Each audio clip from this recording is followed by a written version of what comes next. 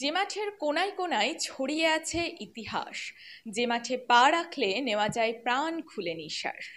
আবার সন্ধ্যার পর ঘাসের ওপর শুয়ে তারা গোনা যায় যে মাঠে, তার নাম ব্যারাক স্কয়ার। বহরমপুরের প্রাণ এই ব্যারাক স্কয়ার নিয়েই আমাদের আজকের নিবেদন ব্যারাক স্কয়ারের ইতিকথা। বহরমপুর শহরের ফুসফুস বলা হয়ে থাকে ব্যারাক স্কয়ারকে। শহরের ৮ থেকে ৮০ সকলের কাছে এই মাঠটি প্রাণের। সকাল থেকে রাত পর্যন্ত এই মাঠে বহরমপুর শহরবাসী তো বটেই, জেলার বাসিন্দাদেরও যাতায়াত। সকাল সন্ধেয় ভিড় হয় সবচেয়ে বেশি। খেলাধুলা থেকে শুরু করে প্রাত ও সান্ধ্য ভ্রমণে যেমন এই মাঠে আসেন শহরবাসী, তেমনি অনেকেই দুদণ্ড শান্তি পেতে এই মাঠে আসেন। কিন্তু এই মাঠ কবে কারা গড়ে তুলেছিলেন তা কি মানুষ জানেন? আসুন জেনে নিই এই মাঠের ইতিহাস। জেলা প্রশাসনের পক্ষ থেকে এই মাঠের চারিদিকে বোর্ড লাগিয়ে ব্যারাক স্কয়ারের ইতিহাস তুলে ধরেছে।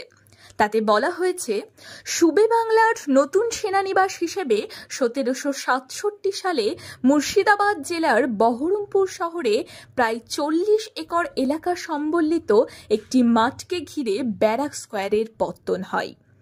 ইস্ট ইন্ডিয়া কোম্পানি উক্ত সেনানিবাস স্থাপনের জন্য তৎকালীন নবাব মির্জাফরের কাছ থেকে মোট ৪০০ বিঘা জমি লিজ হিসেবে নিয়েছিল। উচ্চ ইংরেজ আধিকারিক ও সেনাদের বাসস্থান হিসেবে গড়ে ওঠা ভবনগুলি বর্তমানে বিভিন্ন সরকারি অফিস হিসেবে ব্যবহৃত হয়। আর্চিবল্ড ক্যাম্বেলের তৈরি নকশা এবং বাস্তুকার ক্যাপ্টেন জন ব্রহিয়ারের তত্ত্বাবধানে তৈরি এই সেনানিবাসেই ১৮৫৭ সালের প্রথম সিপাহী বিদ্রোহের সূচনা হয়েছিল। বহরমপুর শহরের প্রাণকেন্দ্রে অবস্থিত এই মাঠটিতে ৪টি ভূগর্ভস্থ ড্রেন, ৪টি পৃষ্ঠতল ড্রেন এবং ৪ কোণায় ৪টি সুসজ্জিত কামান রয়েছে।